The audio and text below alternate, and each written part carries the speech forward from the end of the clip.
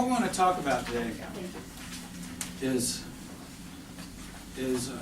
we're calling it playing with feeling, but my goal is that you all walk out of here thinking a little bit harder and with maybe some new ideas about playing more expressive, whatever it is that you do.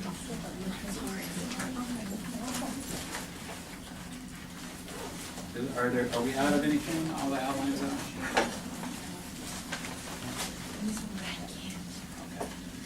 Okay. So I want to take just a few minutes and let's talk about what that is. What is expressive play? What makes it up? When you hear someone play, you have an opinion. And I hear people say all the time, oh, they play with such feeling. So, what does that mean? Yes, ma'am. One lady made a comment to me. She said, you don't act like you're performing. They see it as just somebody up there just playing straight and putting no feeling at all into it.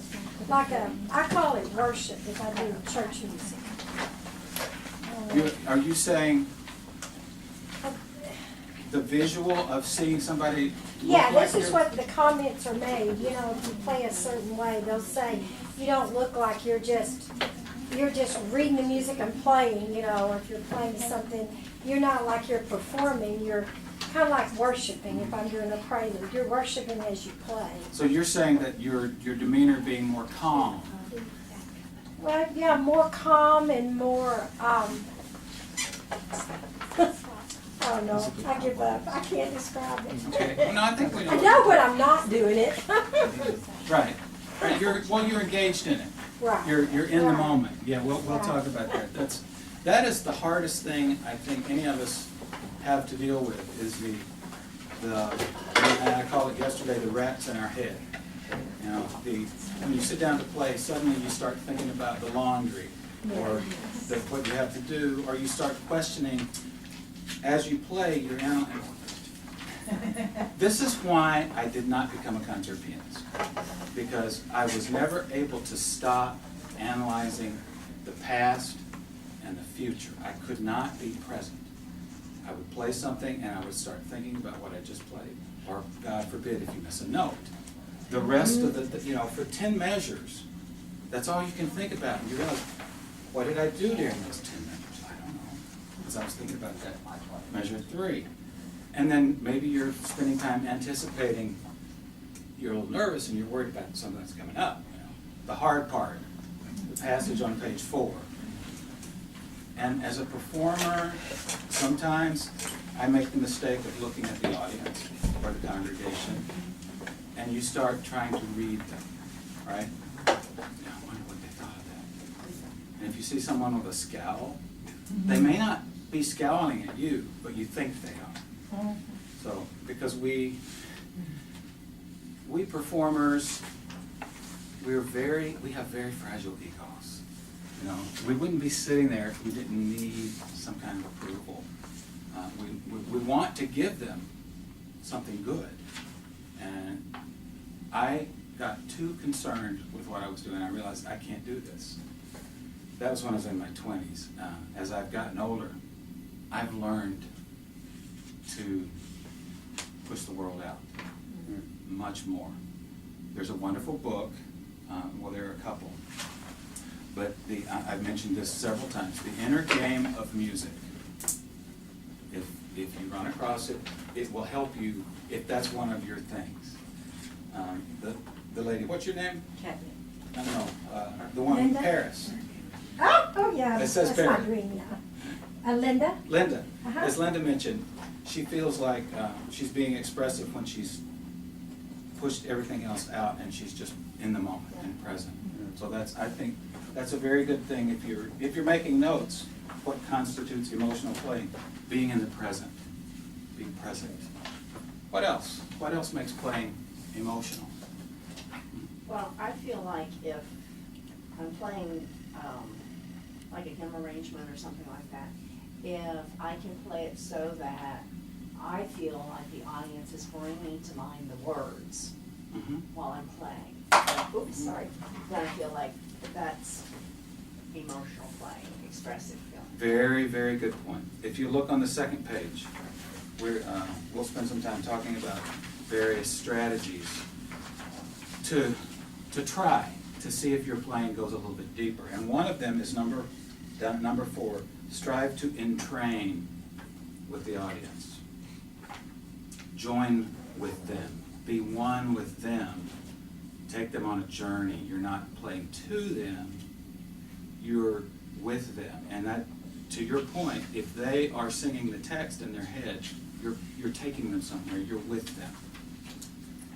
They're not just listening to it, they're involved in it. They're going with you wherever you're going.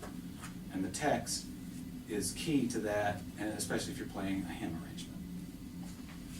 We have a great advantage when we play hymn arrangements, especially of familiar tunes, because we can paint the text that they have in their head. And we're gonna actually do that in a bit. Good. What else? What else makes beautiful expressive play? It's not mechanical. Okay. It breathes. There's flexibility to it. Right. And when I play, and then when I think I play only for God, and then it's really totally different. Not for the audience, not for the congregation, but for God only. And then I can, and I found out there's some people that crying because I worship God myself first, and then just people get touched. I don't know. Right, somehow, exactly. yeah. Well, you're doing exactly what she was talking Yeah. about. You're inside the yeah. music. Yeah. And you know, I think anytime you can lose yourself in a moment of music, you are connecting with God. You know, even if you're not consciously saying I'm worshiping God, that giving up everything else in the world, not thinking about anything other than this glorious sound, this beautiful creation. Music is such a gift, you know, and to experience it and then know that you're giving that to other people. Such a good feeling. What else? So we're in the moment, we're expressive, we're breathing, we're not mechanical, we're expressing the text if it's a hymn arrangement. Listen. Listening? Listening. And I found out because I have a couple of pianists in church, and then when the pianists really listen to their playing, and then the congregation will listen to when they just play, and then. You've heard people play and you That's get the shallow. sense they're just not paying attention to what they're doing. You know, the notes are right, the dynamics are right, but you're not compelled. That's what I want to talk about today. How can you compel people? How can you pull them towards you? What are the tools for that? Anybody have any other broad stroke things that make up this wonderful expression, this playing beautifully? Think of singing. Singing the line or the text.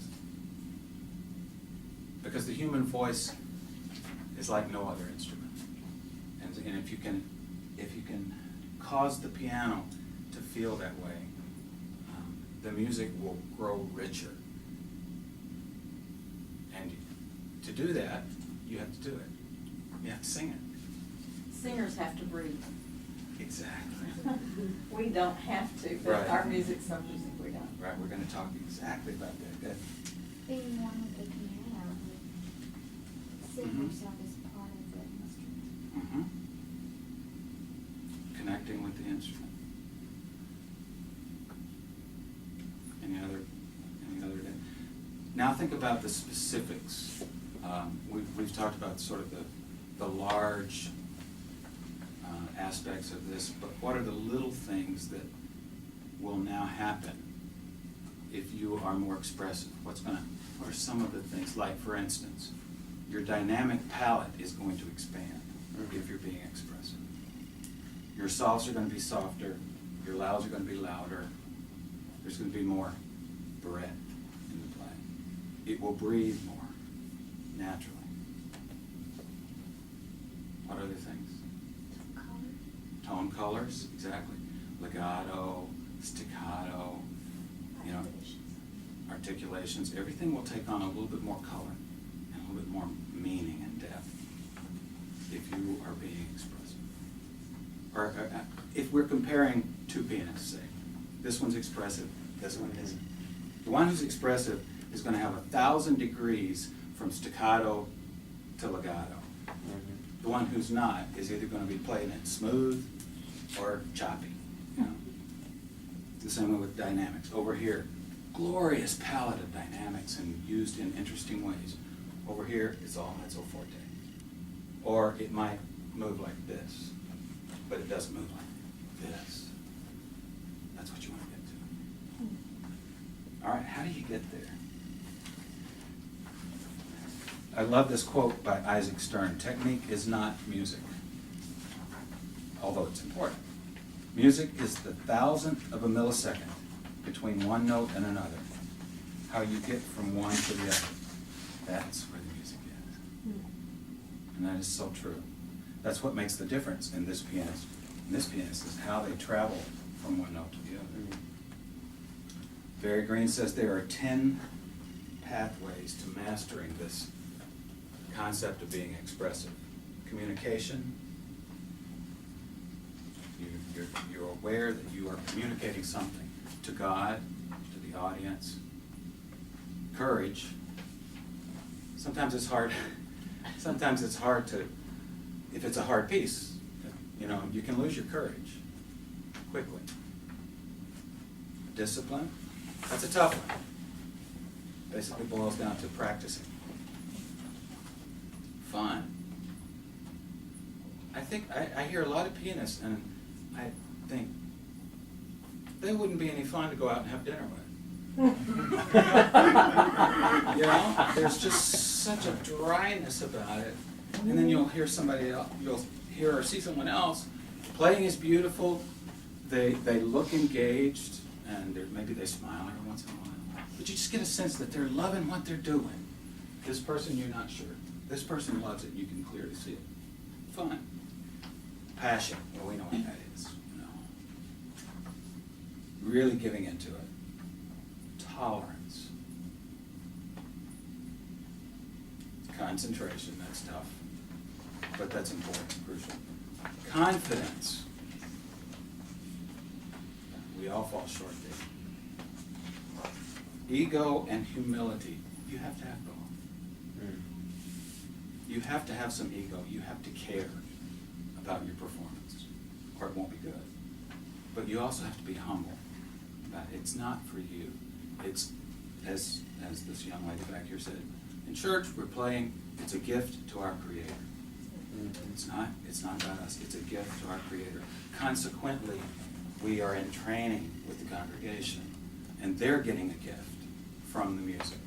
So you, as the giver, are just filling the world with this gift, and that is a humbling experience. How many times have you played something in church and you were not even paying much attention to what you did? You did okay. You didn't think about it again. You just got your job done. Somebody comes up to you after the service with tears in their eyes, and they tell you how much that meant to them.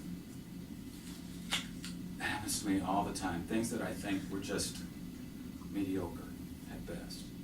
Yes, ma'am. I wanted to tell you, I played This Is My Father's World, because living in East Texas, there's so much nature.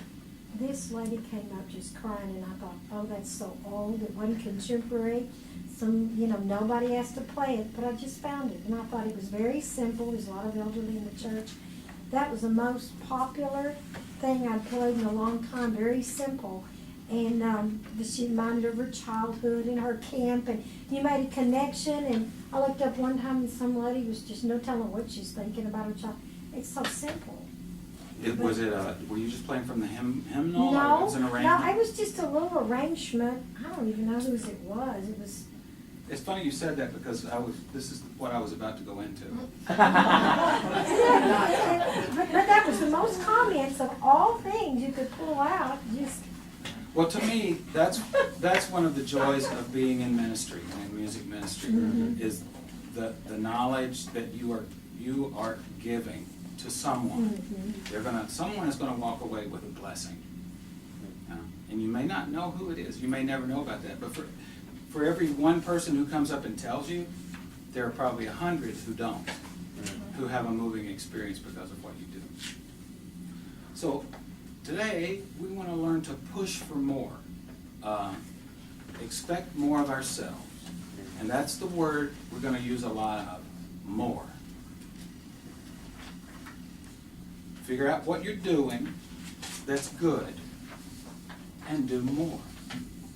It's pretty much as simple as that, but it requires being intentional. So asking yourself, especially when you're practicing, how can I do more? How can I make this bigger, richer, deeper? So on page 2, I've listed, and these come from a variety of sources. Some of them I made up, and some of them other people much smarter than me have coined these phrases. One thing you can do to bring richness to your playing is make more notes on the music. Remember when you were studying music and your teacher would write all these things on the page? I've got some scores from when I first started working on Bach, Mozart, and they are marked to high heaven. I had a teacher who wrote, I swear there was 5 or 6 marks every measure. How to treat this note. And I think good teachers do that.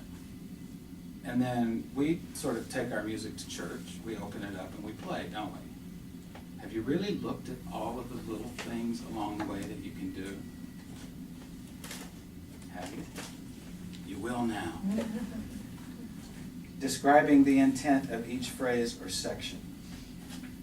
Creating a journey line that is reflective of the form.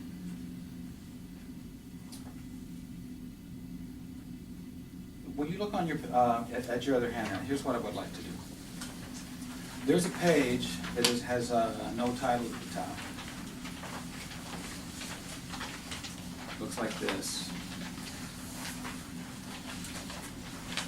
Ready to find it? 4 flats? Yep, 4 flats. Look at line 2, and somebody tell me what this tune is.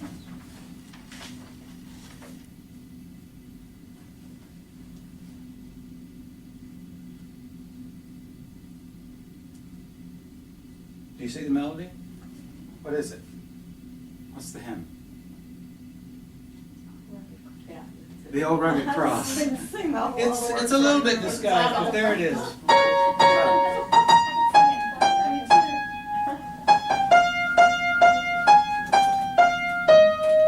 All right, I'm going to play this for you. I'm going to play it like I would play if I weren't paying too much attention to what I was doing. It won't be hopefully bad. I'm going to pick up into that.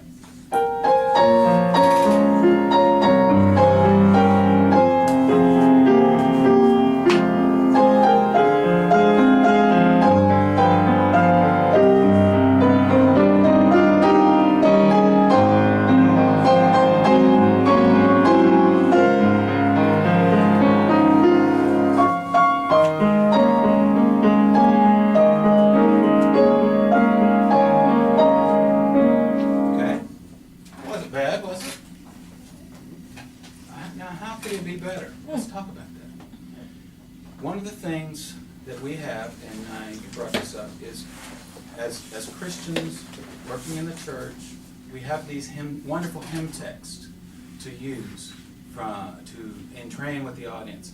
Once you're playing this, they're going to hear, and I'll cherish the old rugged cross, till my trophy. You know it, right? So one of the things you can do is write the text in the arrangement that you're playing. Force yourself to sing it in your head as you go. But let's go a little further than that. In the line, so I'll cherish the old rugged cross. What word is the most important? It may be different for, there's no right or wrong answer to this. Cherish. That's the one I picked.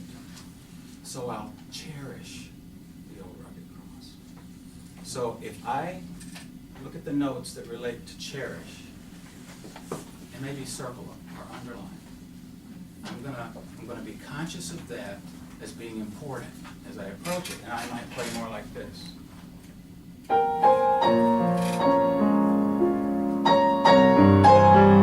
So, could you feel me cherishing that moment a little bit more? The old rugged cross, that is a dark moment in history, isn't it? So, under the word rugged, I'll look for the darkness and bring it out. There's a little bit of dissonance in this chord, rugged. Not a lot, but that's a darker chord than a lot that are around it, so. If I push that note out right there, it darkens the chord. So now I'm cherishing.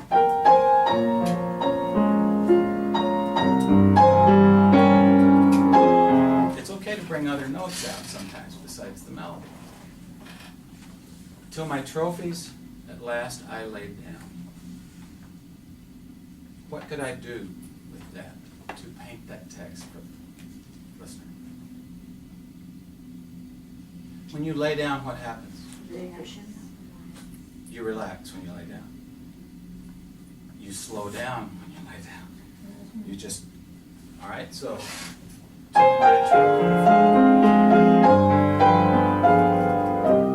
hear the difference? I lay down. In the next line, I will cling to the old rugged cross. What's the verb? What's important? I will cling. Well, if you cling, you don't want to let go, do you? That's what that means. So I'm going to really try to not let go of that note.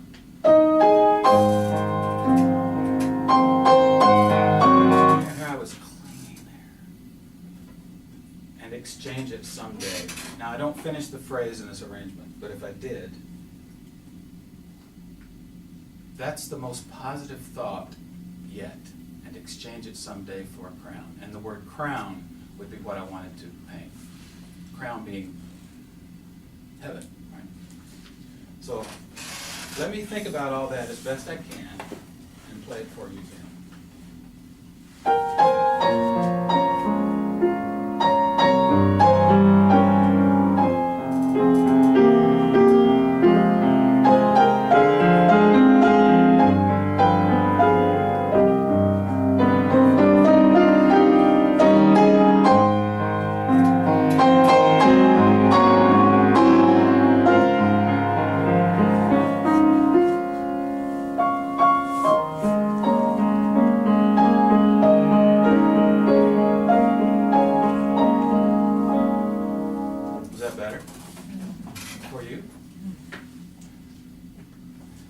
Now, I'm going to ask myself for more. More clinging, more rugged, more laying down.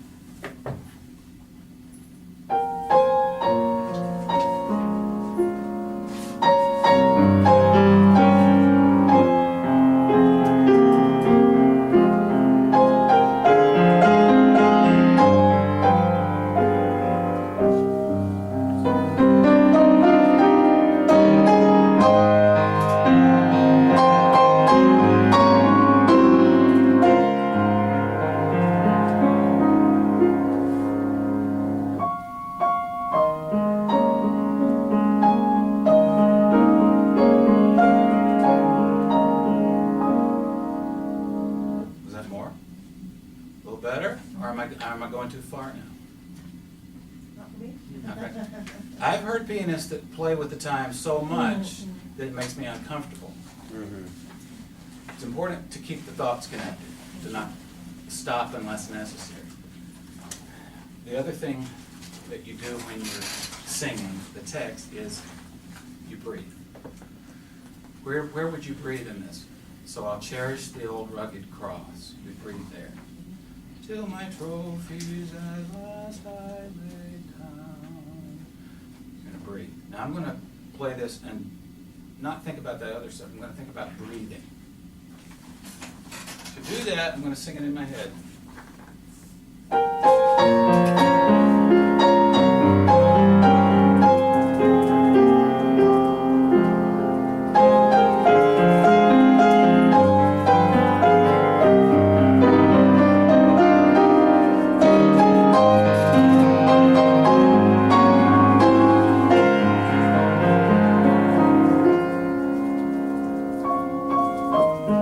What would happen is it'll cause me to take longer pauses from time to time if I'm breathing with this piece of music.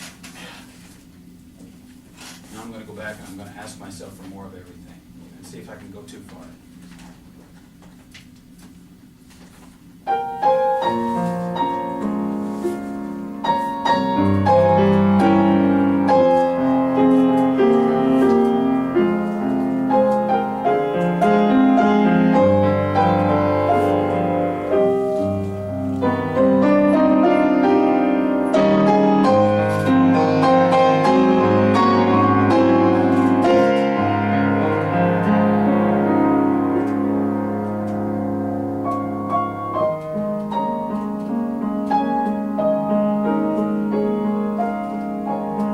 Am I still moving in the right direction?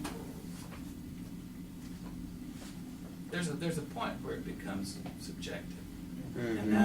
And what's happening right now is I'm really trying to exaggerate it a little bit. But I think you get where we're going with this, right? Take the text and make it reflect. All right?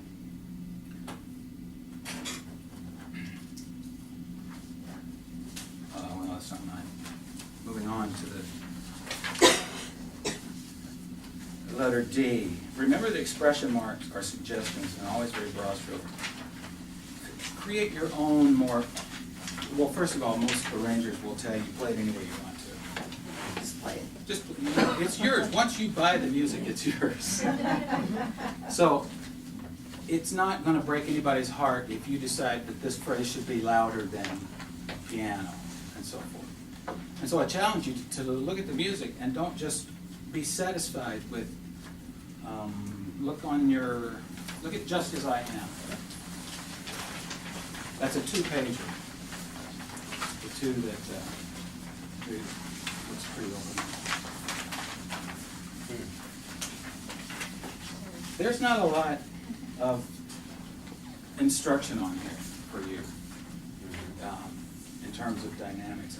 Some arrangers put a lot of information into the score. Some famous composers gave you a lot of instruction. Have you ever played Debussy and looked at his scores? I mean, it's so intricate about what he wants you to do. But when you play Debussy and you learn it, it sounds really rich and Debussy-like, doesn't it? Because of all those instructions.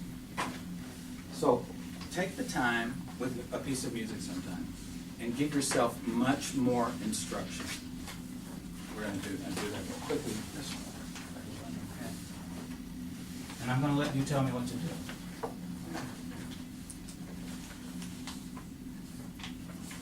And there's no right or wrong here. We just want to make it more colorful, more rich, by the use of expression marks. That's what I'm talking about. Softs, louds, retards, so forth and so on. So it's mezzo piano at the beginning.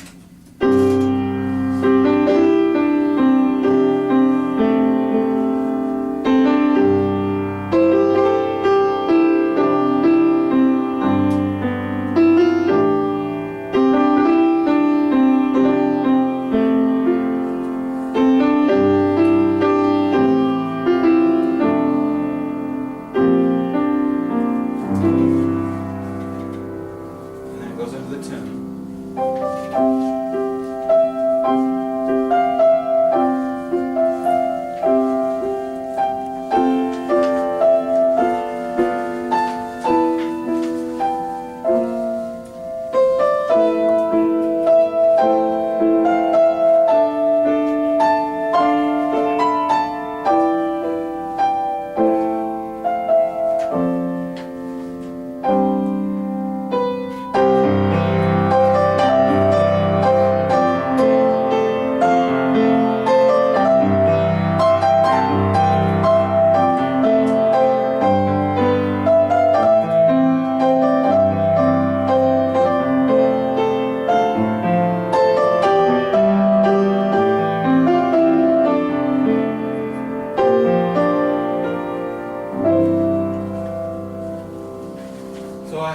piano, I had 3 little lines that told me to stress something. I had the instruction to be stronger, and mezzo forte. Let's go to the beginning.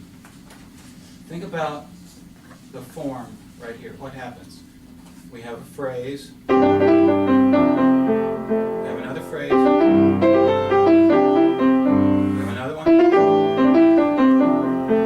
And then we have the hint of what the tune is going to be.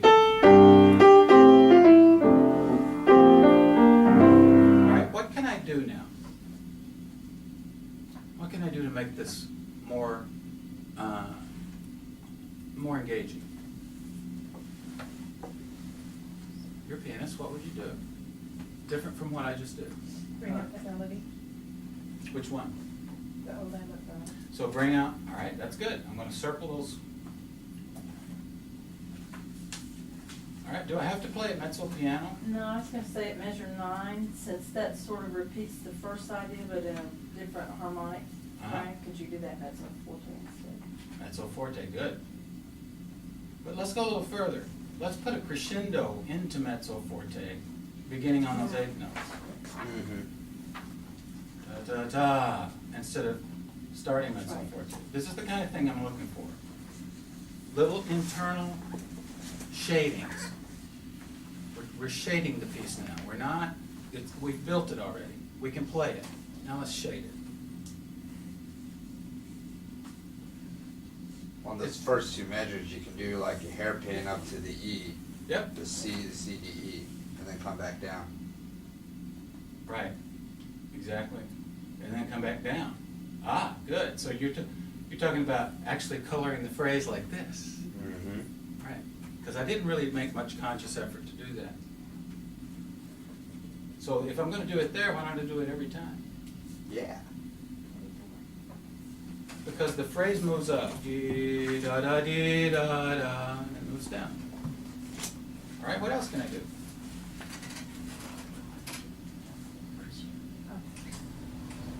Playing the tempo, so the beat's not always steady. How would you do that? At the end of the phrase, taper off. So you move each phrase. Yeah, maybe not every phrase, because that would get too Well, serious. Well, I think we should move every phrase. In this case. Because I think we're on the same wavelength, like take a little breath mark there. Mm-hmm. Breathing. Mhm. Breathing Mhm. between the phrases. That will cause me to taper them rhythmically. If I'm going to breathe, I'm going to have to slow down and put some space. So I'm going to put a breath mark, like a choral breath mark, at the end of those slurs. That is implied already with the slurs. That tells me to do that. But I'm reminding myself to really do it. Because we look at slurs all the time and ignore them. We don't consciously think this is a phrase. You just play it. So now this is forcing me, all right? What else?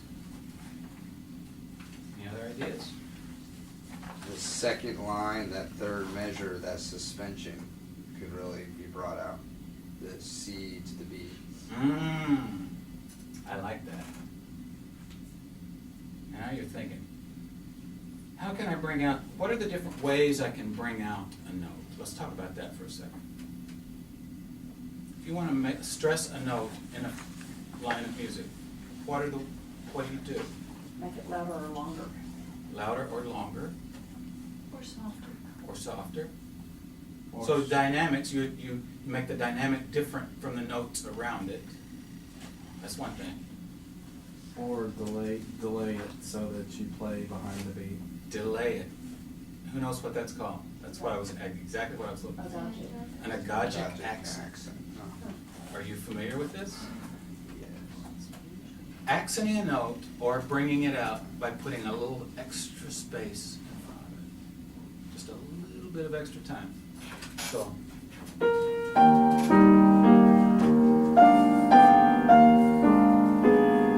So instead of that, if I wanted to.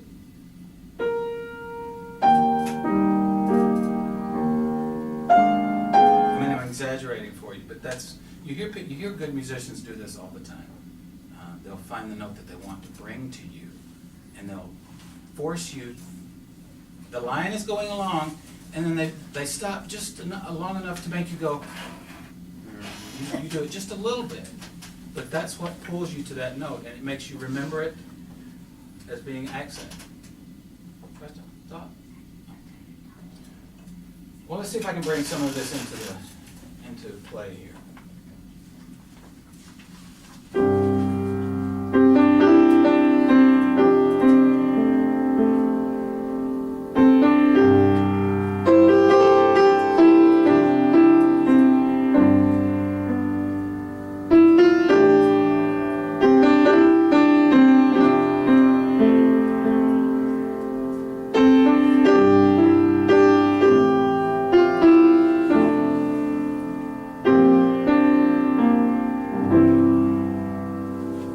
Is that better? Much better, right? I could go back and ask myself for more and more and more, just keep going. But I won't right now. I obviously want to maybe put a few writs in here and there, so I remember that I want to go.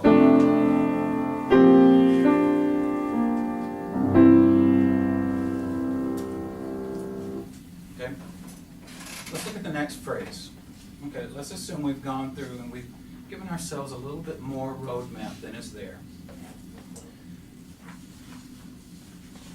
Dynamic shading within a dynamic is important, and you have to consciously think about it.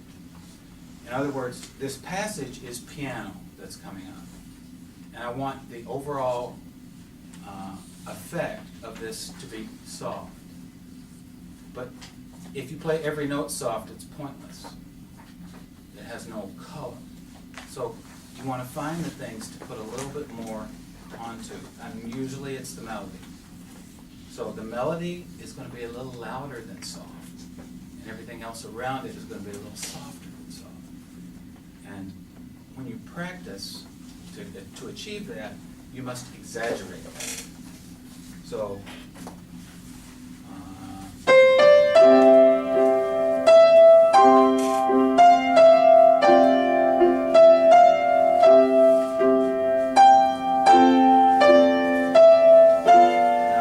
that's how I would play through it once, to teach my brain that I want to hear that more than anything else, and then go back.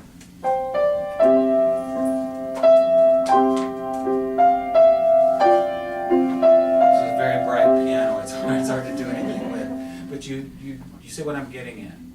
You must exaggerate what you want to achieve in practice. We forget that sometimes. You can't just practice over and over trying to do it. You have to overdo it. And that teaches your brain quickly what it needs to do. Next page.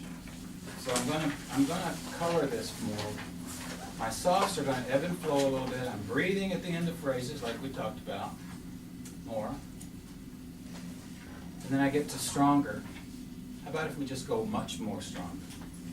Like, and this also depends on what you're doing. If you're playing a meditation in worship, your dynamic palette is different than if you're playing a postlude. So you have to take into context where we're going with all this. But I'm a pretty firm believer that we sometimes water, even the meditations, we water them down too much. We're too afraid of calling attention to ourselves.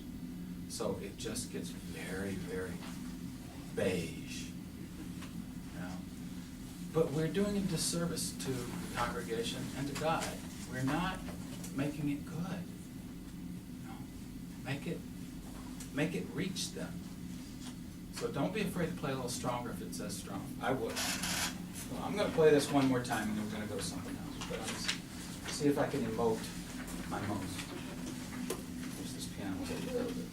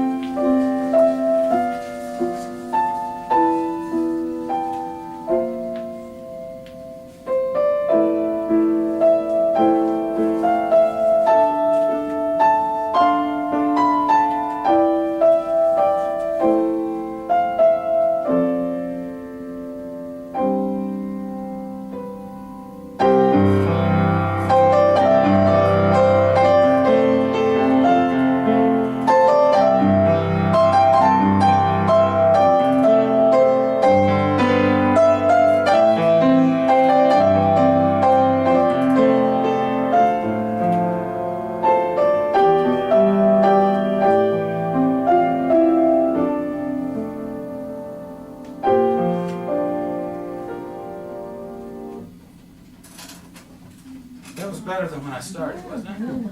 You were pulled into it more. I exaggerated things a little bit more than I probably would if I was playing for worship service. But that's something you can do.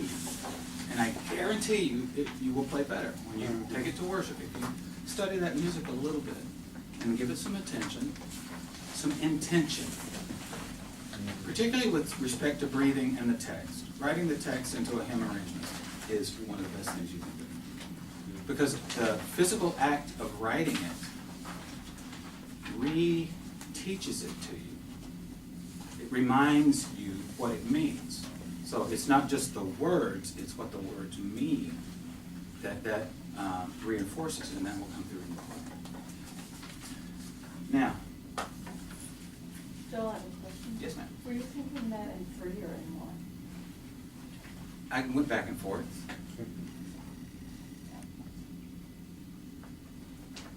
I mean, that's what I was doing, but you make a good point. That's a style thing. If you want something to, especially if it's in 3 or 4, if you want it to lilt, if you want it to pull people along, you want to think in 1.